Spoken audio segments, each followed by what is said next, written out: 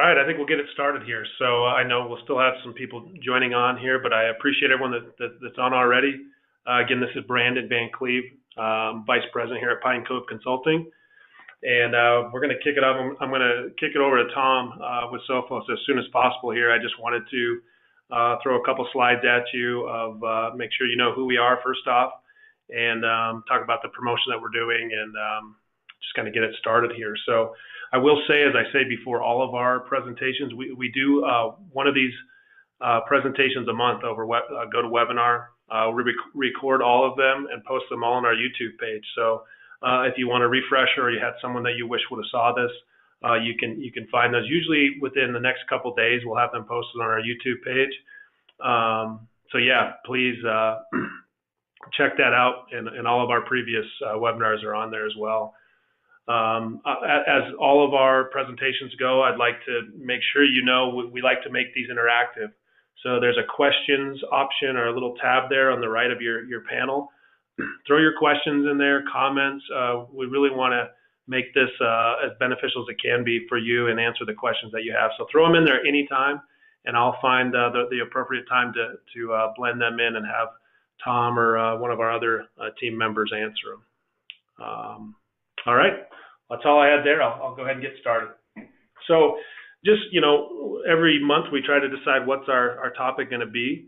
And we just thought with the beginning of the year, just giving an overall outlook of, what's going on, what to expect, I guess, on the cybersecurity front, and what's changing and how are we combating that change. And so that's, we try to do more of a broad scope for this first one of the year, and we'll kind of get it going here. So who is Pine Cove? I think most of you know, but for those that don't, we're an IT consulting company based out of Bozeman, Montana. As you can see by our map, we are all over the place, specifically the Rocky Mountains. You see a lot of dots there. We venture out into other western states. And we've been in business. I had to change this slide today. This year, in January, is our 25th year in business. So we've been around. We started this business in Cheyenne, Wyoming a long time ago, and have been servicing the underserved organizations, whether it's school districts, businesses, healthcare, whoever needs our help, we fill in the gaps for them.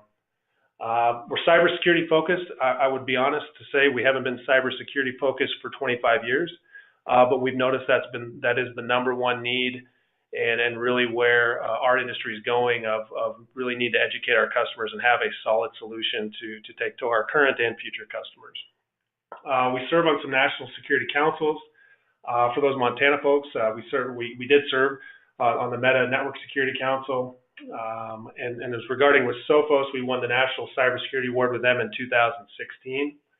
And we support roughly 20,000 users a day. So what I always say is we've been in business for 25 years. We service 20,000 users daily. So if anything, we've gotten our butts kicked a lot. So we know a lot of things not to do and to be leery of. So that's Pine Cove. Here's a quick slide. This is us winning the National Complete Security Partner of the Year Award with Sophos in 2016. We just won a Q2 award for them in 2017, and we got this awesome mountain bike that I don't know if you guys have been to our YouTube page. We have the video that Sophos made of it. Pretty cool. We currently hold 33 Sophos certifications company-wide. At one point, that was the most, I believe, across all Sophos partners. So we're heavily invested in Sophos, and we really believe they're the future and what we want to hang our hat on. This is the first time we've ever done this, but if you're attending this event, you're going to win a $10 Sophos store voucher. So I think we'll send this list out. We have Carol with Sophos on. I will send her the list of who truly attended, not just signed up. So everyone on the list today, I'll make sure you get your voucher, and you can go to the store. There's all kinds of fun stuff on there. There's socks, shirts, jackets, all kinds of stuff. So kind of fun. And then just my last slide here is kind of our mission statement of why we're doing these webinars, why we're speaking all around our states of trying to spread the message of, we believe your organization has either been attacked, is currently being attacked, or will be attacked by cyber criminals. So our mission is to provide you the knowledge, the vision, and the solutions to secure your assets. So that's why we're here. We have gotten too many calls over the past 2 to 3 years of people already having problems and already facing severe breaches. And our goal now is to educate where maybe we can get on the front end and be a little more proactive with our current and future customers, so we're not getting those hair on fire, horrible calls that we get too often. So that's why we're here, and I'm going to kick it over to Thom Bailey. We're super lucky to have Thom. Thom came on last year and did one of these webinars for us, but we're spoiled with Sophos as many times we're getting some of this knowledge before a lot of people are getting it. So I'm excited to have him show off some of the different information he has. And anyway, I just appreciate you joining us, Thom, and I'll kick it over to you. Great. Brandon, thanks very much, and the rest of the Pine Cove group. So welcome, everybody. We should probably make a point that while it is true, all those who have attended will get the $10 voucher, I think we need to run the list at the end of the show. I just want to make certain people aren't going to go get their socks and leave early. I doubt that'll be the case. I've got a bunch of materials I wanted to run through today. It'll go quick, and we should have some fun with this. The threat landscape in and of itself is a fascinating animal, and I treat it like an animal in the fact that it is a living and breathing and always changing entity. I look after product marketing for endpoint, for server, for mobile, for our data protection, for synchronized security. Pretty much anything that's not an appliance I look after, including Sophos Central, which is our SaaS-based management console. The slides I've prepared today are largely about the threat landscape, and we're going to talk about what we consider to be some of the biggest threats within that landscape. And then, as you can imagine, I want to talk a little bit about Intercept X. And as I told Brandon and Carol at the beginning of this call, this is cutting edge in terms of information that I'll be sharing today. We have a major announcement that's coming next week, and you guys are going to get the early preview. So let me get started. This is the only slide which I'm actually going to read, and it's an important slide because it really helps to. I've been in security for 20 years. And I worked at Symantec for 13 of those, and frankly, the majority of change we've seen in this space has happened in the last few. The endpoint security market has witnessed this major revival. There's this whole notion of a next generation. Frankly, I think we're all getting a little tired with the term next gen, both vendors as well as customers and partners. Nonetheless, we use it to identify this new breed.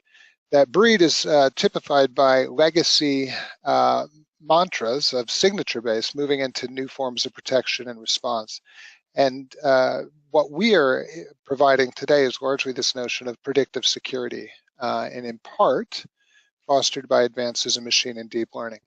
So let's talk about the threat landscape and what's happened. So all of this has been widely characterized, and this is how we characterize the threat landscape in general, and I won't read through all of these. The ones that are pertinent to today's discussion are highlighted in orange, right? But the mega trends that you see around IaaS or SaaS-based offerings, this whole notion of machine learning or deep neural network learning or artificial intelligence across the board, these are all trending terms right now, and frankly, the market's seeing a bit of fatigue with it.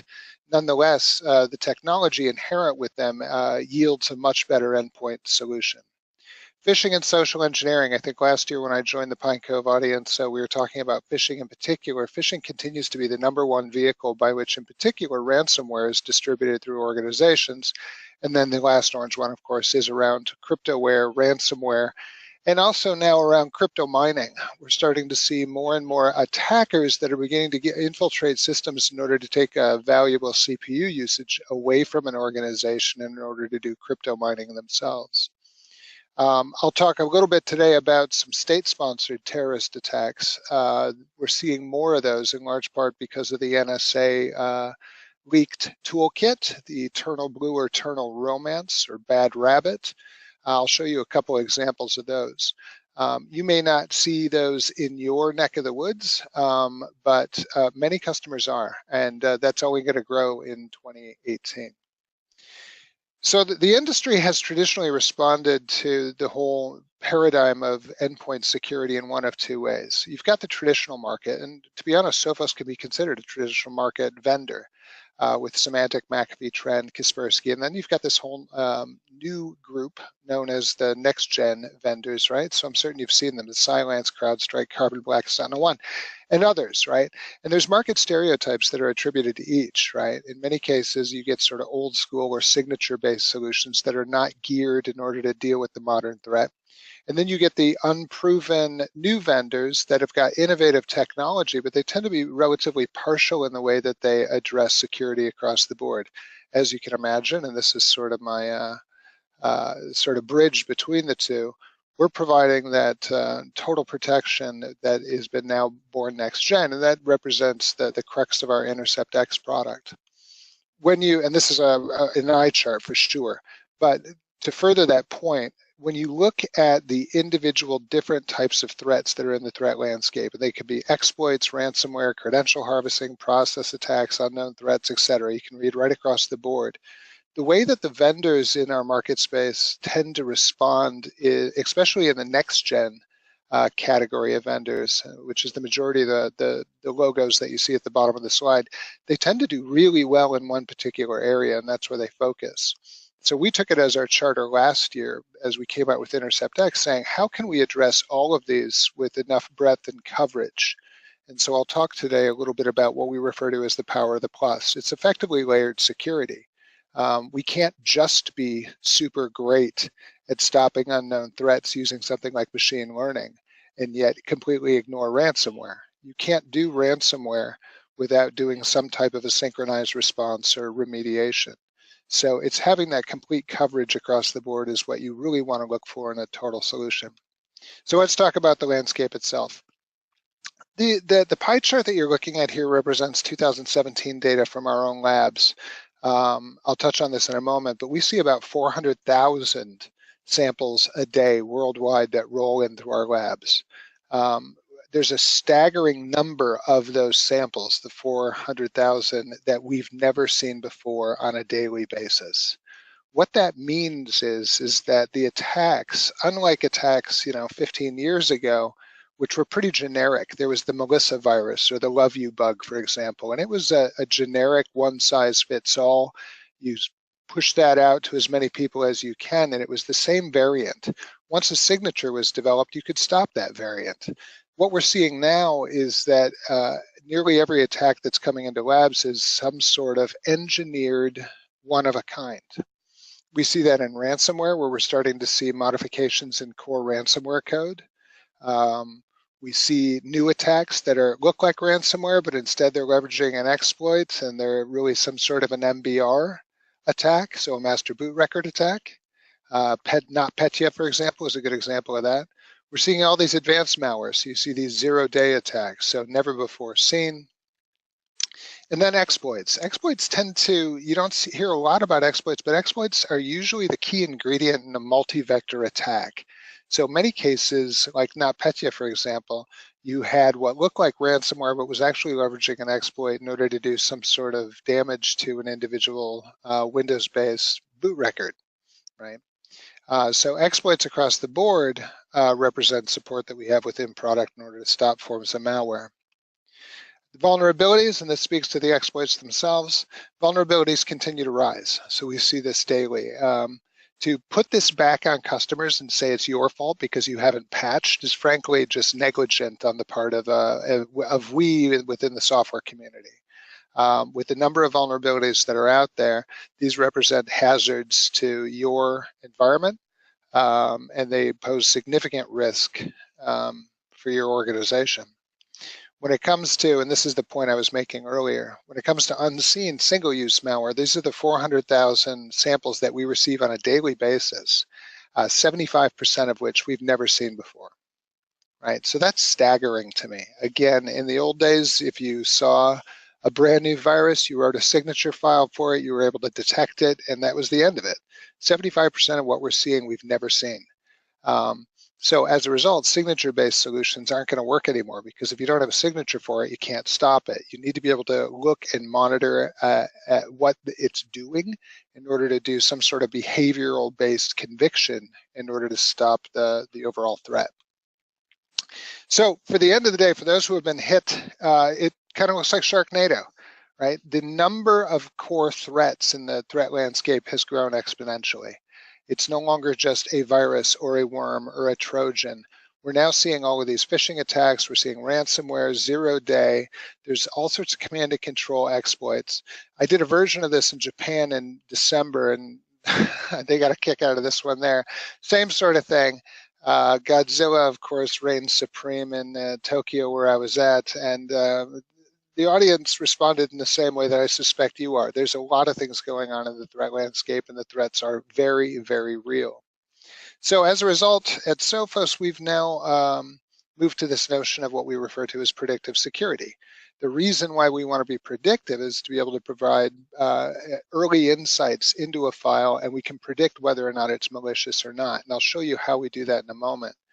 But a little bit of background. So we talked about signature-based. That's classic reactive security for endpoints. So there was file scanning, program scanning, all of our memory-based scanning, all of it entailing some form of signature. This is the way that the AV industry operated for years. As a result, the criminals got wise to that. They started to do all sorts of different attack vectors, including, for example, ransomware, and they were leveraging phishing or email spoofing by which to get into a machine. You begin to see within the last few years a rise in credential theft, privilege escalation, lateral movement. They're frankly not interested in my machine. They're interested in my CFO's machine. And then all of these new 0-day unknown threats, right? Leveraging, in many cases, off-the-shelf exploit kits, ransomware as a service paradigms or offerings or platforms. We'll look at that in a moment. And then the polymorphic trend continues. So when you look at the total number of breaches we see just within the 2017 Verizon data report, for example, or our own labs, you can understand this need to be predictive. So we need to be able to have behavioral-based ransomware protection. We need to be able to deny hackers the ability by which they can steal credentials, by which they can move laterally. We need to prevent against the unknown. In order to do that, we have to leverage new tools, whether it's artificial intelligence, machine learning, or deep learning. So that's how we typify the modern attack. This isn't the only way to do it, but we refer to the modern attack being it's unknown threats. Again, 75% of what our labs see, we've never seen before. So these are always unknowns to us. Crypto ransomware continues to make tons of money for bad actors. They're making good cash there, and they're not going to stop anytime soon. And the last one is around the evasive hacker. And while we haven't seen as much of that, we're seeing a trend now where that's starting to become more and more. To be evasive is to be able to gain some sort of permanence on a machine and stay hidden such that you can use it to filter in other malicious code or allowing that bad actor to move from one machine to the next, lateral movement. So let's take a look at the first one, unknown threats. So this has everything to do with machine learning or deep learning or artificial intelligence. And I'll be honest with you, I travel the world quite a bit. And within the last 6-7 months, it seems like we have, in the Gartner hype cycle, we are at the top of the hype and leading to what they refer to as the trough of disillusionment. The point being is that machine learning across the board, it seems like everything's machine learning. And in reality, it is. Right? Artificial intelligence is now starting to permeate even household items. So when you think about the Apple iPhone 10, when you think about Amazon Alexa, when you start thinking about all of the Amazon devices, you start thinking about self-driving cars, all of these are leveraging some form of machine learning, right? The reason why, as this slide indicates, why we want machine learning is because in the old days, we humans are able to write X amount of rules, right? What we're looking for is be able to have greater speed and volume by which to classify data, do malware detection, provide all sorts of visualization or remediation, and frankly, machines can do a better job at it. The way that they've proven themselves has been, funnily enough, along the lines of image recognition. These are memes in and of themselves, but these have become sort of a classic example of how we're now teaching computers to be able to identify, in this case, the difference between a dog or a muffin, right? 10 years ago, and many of us, I mean, I show this slide in many different parts of the world, and people sometimes from the back of the room, they can't tell the difference. 10 years ago, a computer couldn't.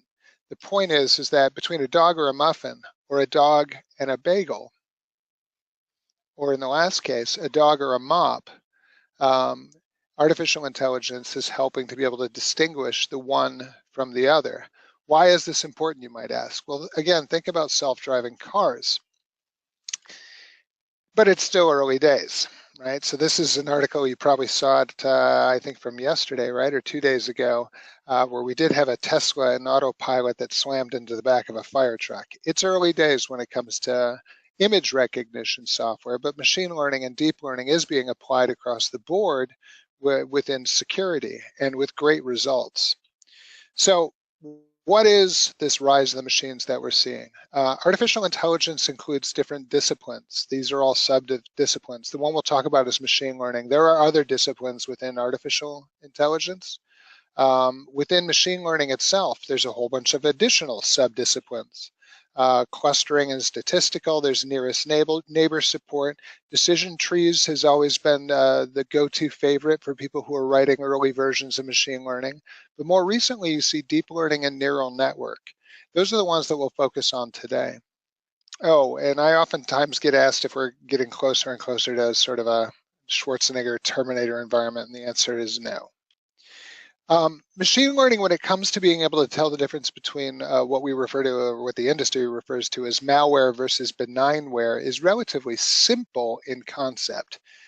We ask a machine to go ahead, and in this case, this is a URL filtering identification, but you want to go ahead and tell the difference between what is a suspicious website, in this case, versus a benign website. And the way that a machine tries to do it is they try and draw this line. Now, this is a very simple example, but as you can see from the example, it's missing things. This is what machine learning struggles to do sometimes, because it's only as good as the amount of code, the human parts that are entered into it in order to tell the difference. Machine learning is based upon that input. So we, as humans, we identify what is good versus bad. Excuse me. We then enter that into the system, and it forms this decision tree. Another version is what's known as random forest. Both of them are very good, but we are leveraging what's known as a deep learning, and others within the industry are beginning to follow suit as well. Deep learning leverages a neural network very similar to our own human brain. Right? It's not based upon a decision tree, which is an if-then statement. Instead, you have individual neurons that fire based on what they're designed to fire on. So if it's a color and it's the color blue, if it doesn't see blue because it knows what blue is, it doesn't fire. If it fires on blue, it passes that information to the next neuron that has a very different task. And when you stretch this out, and think about the billions of neurons that are within our own brain, you're able to create an artificial intelligence system that's really profound. The problem with machine learning is that it's only as good as the number of samples and attributes that you're able to put in. It's limited in its scope. Deep learning, on the other hand, is able to progress much, much faster in what we refer to as self-learning. It doesn't truly learn on its own, but it's able to process the information a lot faster and in a much more lighter fashion. So this is an example of showing deep learning, not for security, of course, but playing obviously a famous Mario game. You're actually on the left-hand side of the screen, you're watching a human play the game. And on the right-hand side of the screen, you're actually watching a computer learning how to play it.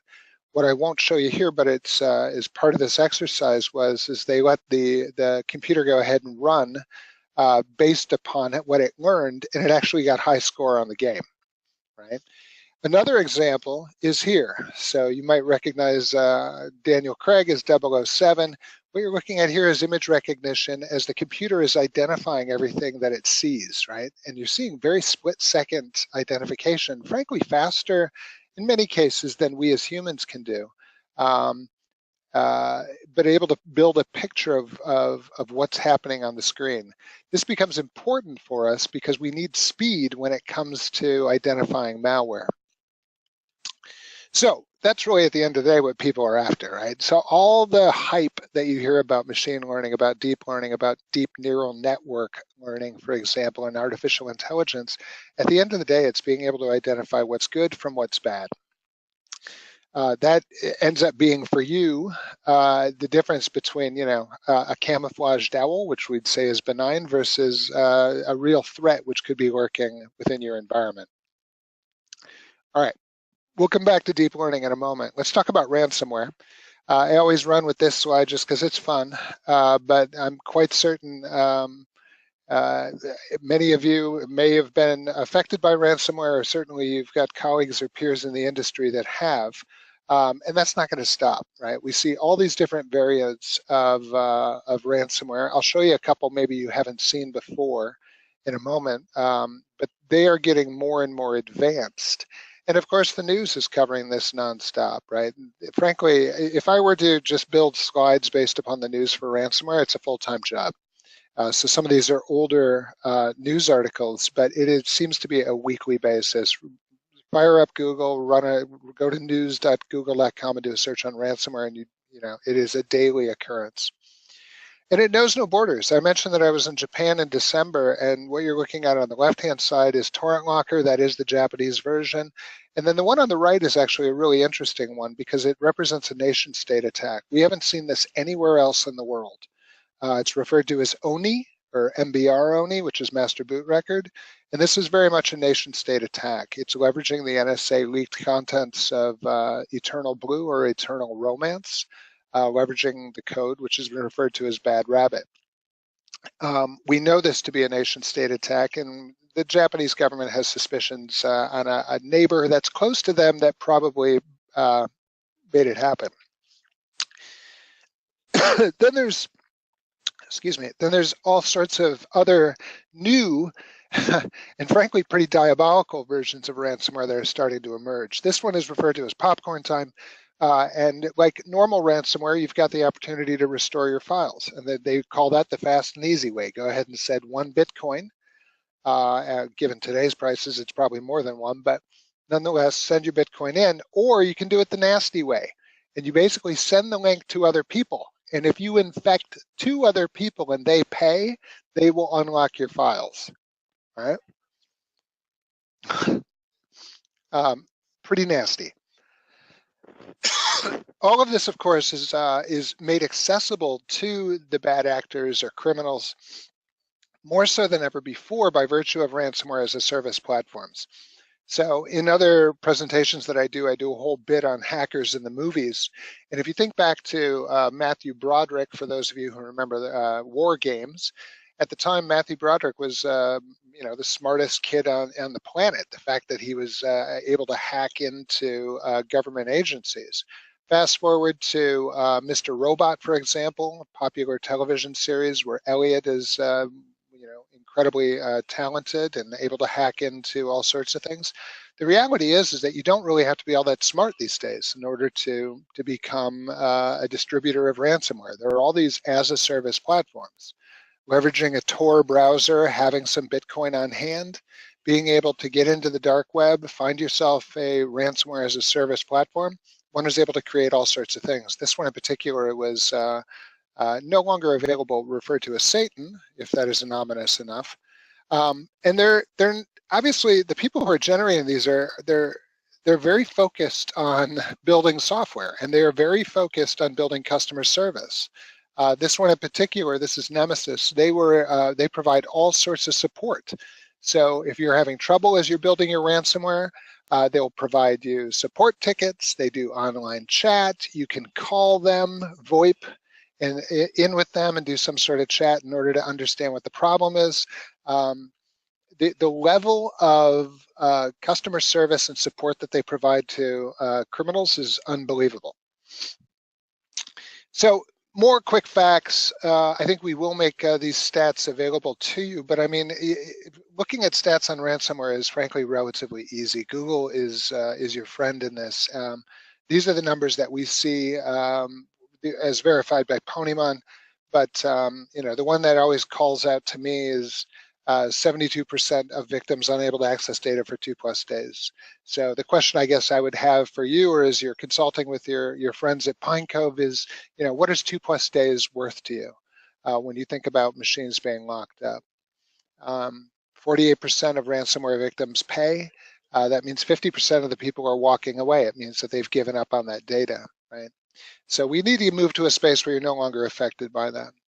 Let's talk about the hackers. So we talked about unknown threats. We talked a little bit about deep learning and machine learning. We talked about ransomware. I think that one is pretty much a known quantity for most people. Let's talk about the evasive hacker.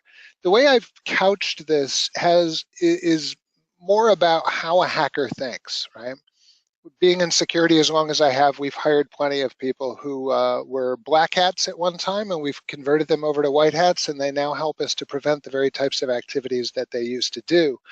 But the steps used are largely the same. They haven't really changed.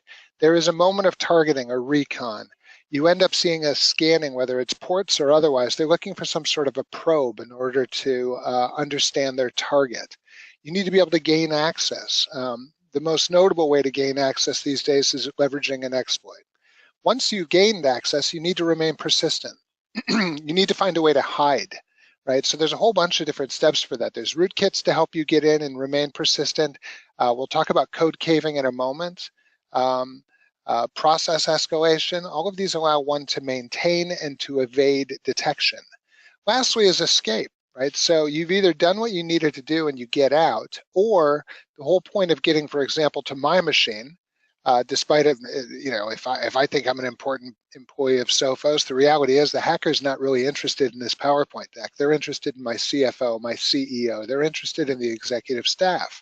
So the attacker is always looking for a means by which to tunnel, to do lateral movement, to find their way from my machine to some sort of an open share or into some sort of a credential theft and get into critical servers and critical information. So the vulnerabilities at the software level that are allowing the evasive hacker are here, and these can, you can get different details and different stats on what they are. The poor Adobe Flash Player continues to be the most notable offender. But there's probably some other surprises in here. I'm on a Mac. I use Apple iOS. What is concerning across the industry is the fact that the number of vulnerabilities across the Apple devices. But Microsoft users are not protected either. So you end up seeing a lot of these vulnerabilities that are leading to code execution and compromise. Some of the ways that they do it: backdoor. This is where you see code caving.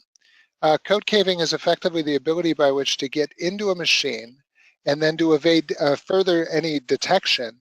You're effectively, the analogy I give here is a little visceral, but you end up scooping out some or a portion of that known application and you hide within it, right? So it helps you evade detection. It also evades whitelisting, right? Because the application itself is already on a whitelist and there's malicious code hiding inside. That's a backdoor.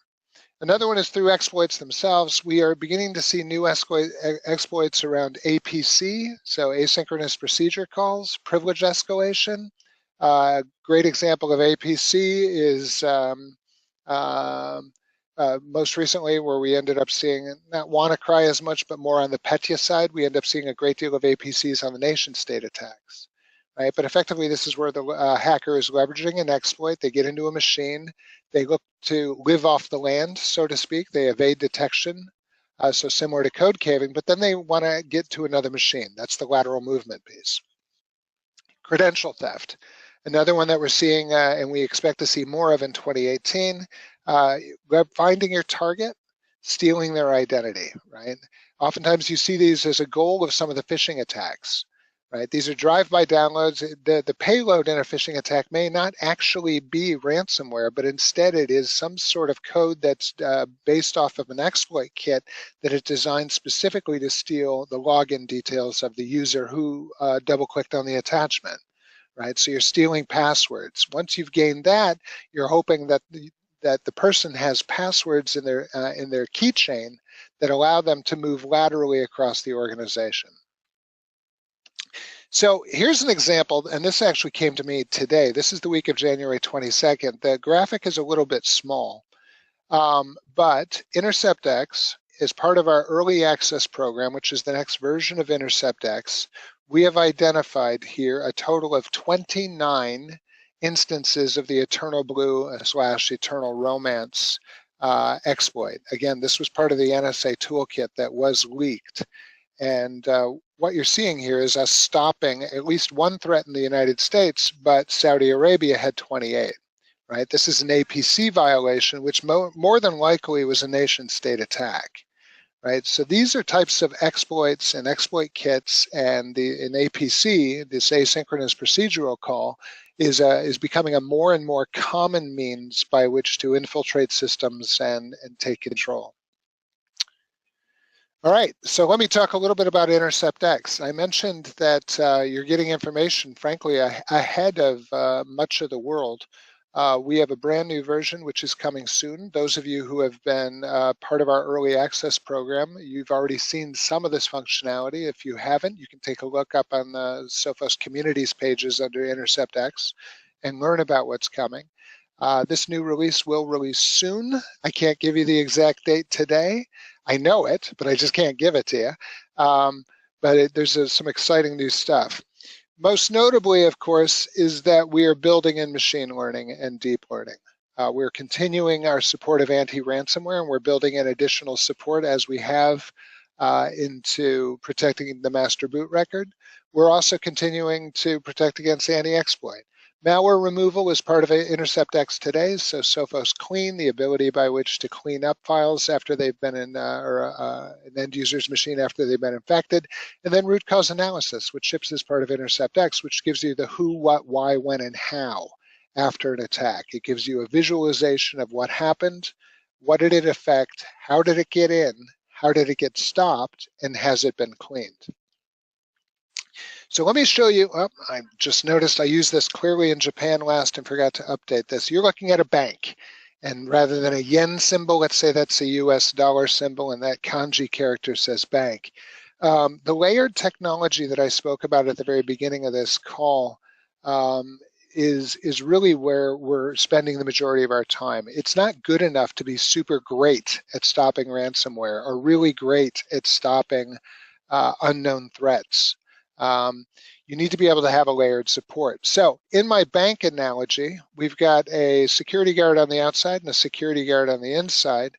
And we are going to look at two variants of pre-execution. The first one is the one that everyone's familiar with in antivirus, and that is effectively the wanted poster. These are signatures. So if we have a known signature, we know what the bad actor looks like, we know how to stop it, right? So you're going to get that pre-execution. Secondly is deep learning, right? So the deep learning looks for characteristics or attributes of bad actors. In this case, a scar, or a tattoo, for example, or they're wearing a mask, right? Once, for example, if it were to bypass both of those systems, then you move into post-execution. Exploit prevention is dedicated specifically to stopping different types of techniques, the window opening, an alarm going off, right? These are different types of exploits that we can be notified for in order to stop the attack. And the last one is around behavior monitoring. This is actually what CryptoGuard does as part of our anti-ransomware protection. It does behavioral-based conviction. We don't stop you or your end users from encrypting files. In fact, we encourage you to encrypt your files. But if there is a spontaneous burst of encryption on a disk, that's a behavior that most people just don't do, right? So that means that that is going to be some form of malicious code working. So these four different types of attack vectors we provide all within the same package. Also included, of course, is synchronized security. This is unique in the industry for us, being able to provide communication between our endpoint as well as our firewall, or in this case, the security guard on the inside and the one on the outside, such that we can communicate and be able to further protect the environment. So in the event here where we actually know that something's happening, when they all attempt to escape, the firewall in this example is able to understand the threat. Simple enough. Let me talk what we're doing in machine learning and deep learning with this new release. What you're looking at here, and I'll build this out, you've got true positive rate versus false positive rate. The thing about machine learning or deep learning when it first came out was that it was incredibly sensitive to false positives. It had a difficult time distinguishing a true malware from benignware. So as a result, it was overly sensitive and you'd end up getting a lot of false positives. When it comes to perfect security, obviously you want to have true positive rate with very little false positive rates.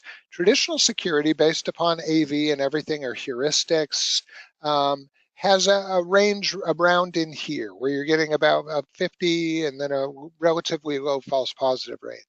Traditional machine learning, just given the fact that it is so tightly tuned to look for anomalies, it tends to false pos more than anything else.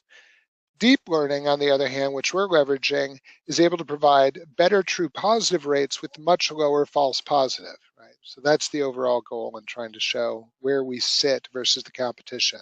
When we release the new version of Intercept X, you'll actually have the opportunity to test all of our work on your own. We're going to be providing what we refer to internally as a cookbook, but effectively it's a testing guide.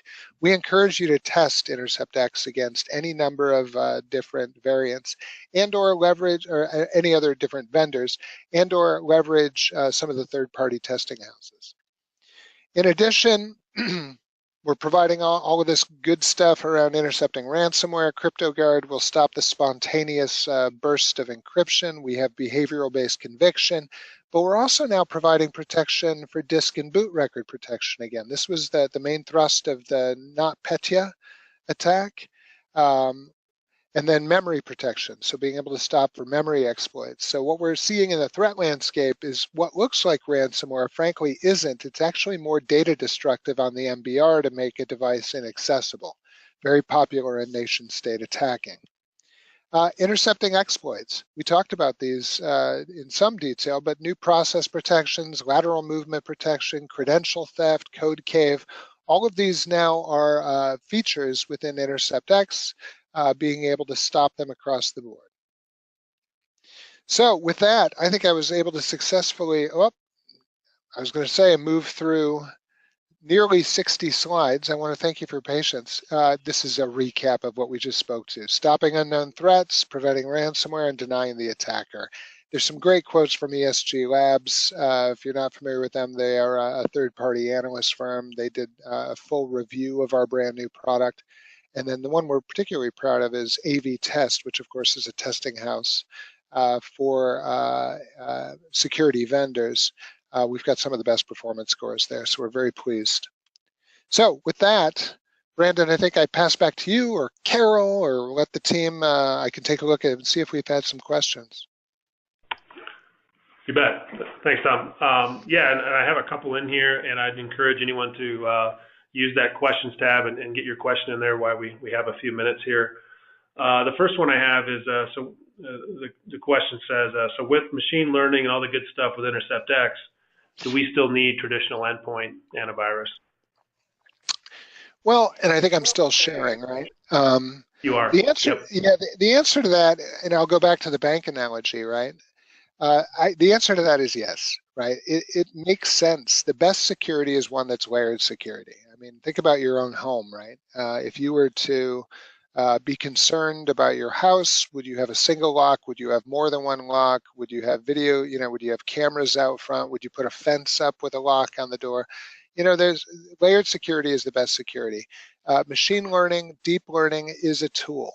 It is a very effective tool at understanding the attributes of malicious code, but it's not the only way by which to stop malicious code. So we, in all instances, and this is not just a vendor speaking, I'm trying to be agnostic to Sophos. 20 years in security has taught me that no single technique of security is 100% foolproof. Having a layered approach makes the most sense. Perfect. Thanks. And then the next question was, will your two endpoint products ever merge into one product or SKU? So this is in regards to what we refer to as Sophos Central Enterprise Advance and Sophos Central Intercept X. Two products. What I can tell you is that when they are combined, they're seamlessly integrated, right? So we're not talking about two separate agents.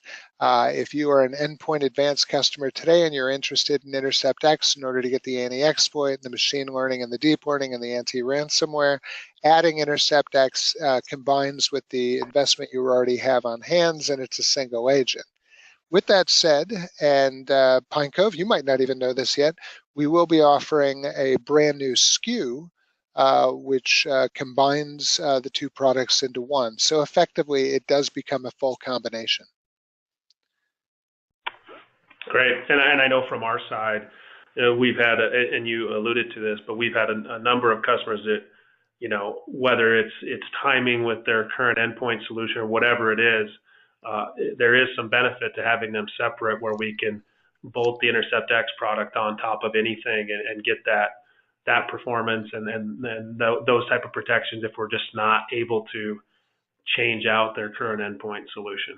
So that's just my take as the reseller. Yeah, and you know what, and you're right in that, and you're not alone.